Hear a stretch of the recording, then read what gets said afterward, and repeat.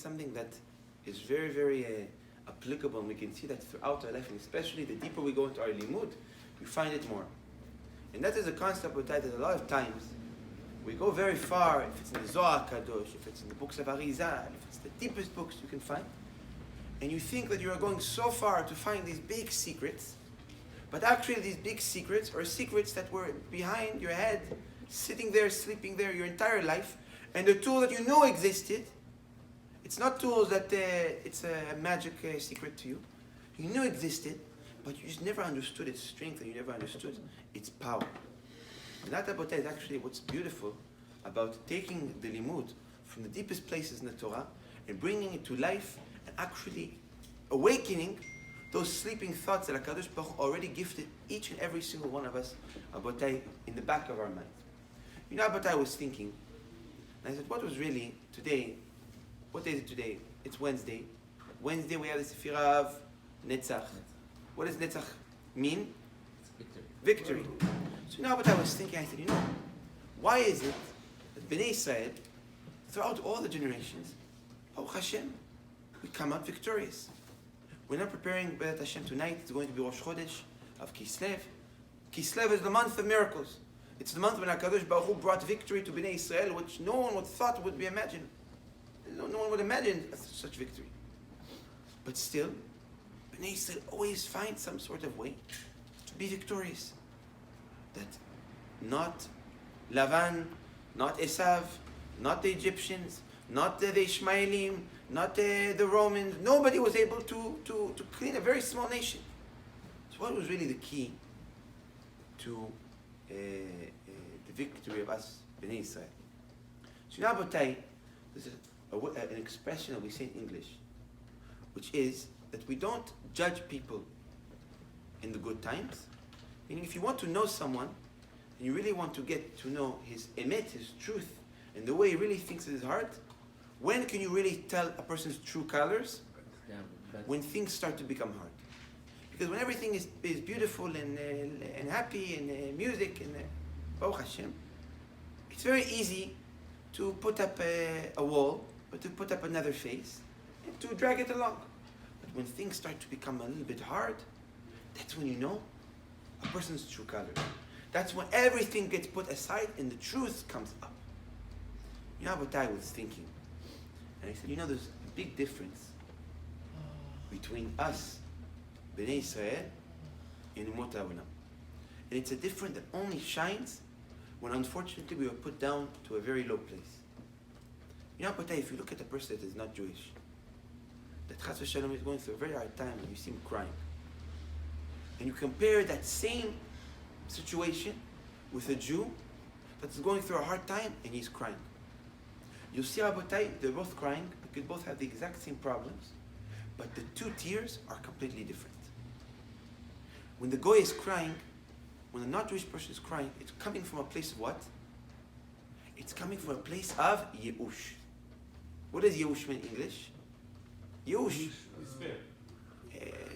Despair. Despair. Despair? Yeush, meaning there's no more hope. He's crying because he fell and now there's no getting back from it, giving up. When a person that is not Jewish is crying, it's finished. He's crying because his life is gone, finished.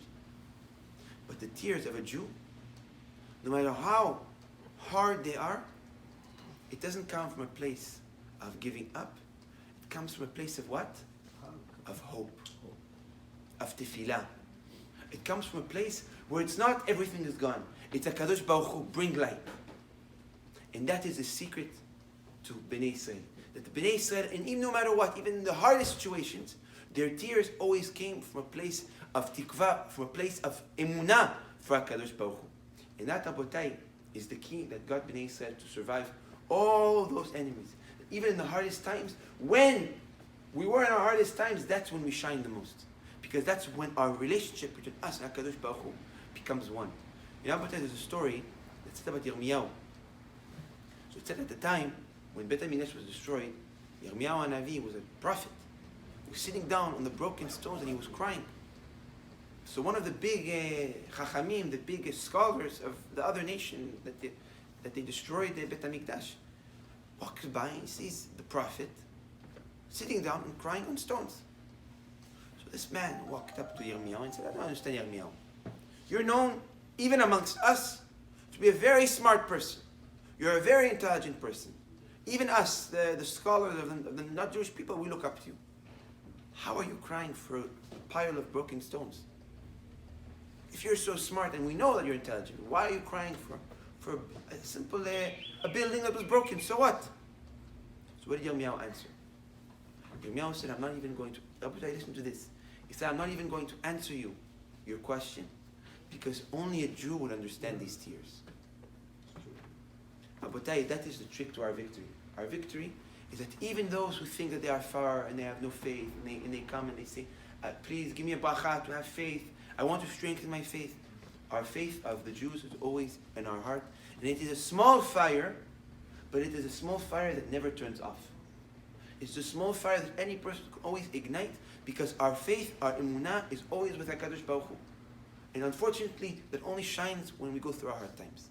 So Abutai, instead of waiting for the hard times to show our faith, to ignite that fire and to bring victory, we should show that flame of emunah now, when everything is fine, and we will bring victory. And that, Abutai, is the secret to the Jewish people. And that is how we can all reach to a level of victory today. It's a matter, Abutai, of keeping that emunah, keeping that place in our heart where we never lose, chas v'shalom, our faith, and we stay strong. Now, Abutai, I always say, what is hope? What is hope? What is hope? If we explain the actual thought of hope, what is hope? What is hope? Tikva, that's in Hebrew, but what is hope? Wishing the best. Wishing, the essence of hope. No, That's in Hebrew. That's Belief. Huh? Belief or... It's not really belief, because you're still sad. Okay. So what is hope? I always said hope is a mixture of two thoughts together. Fear and faith. That on one side you fear because you see a big problem coming towards you.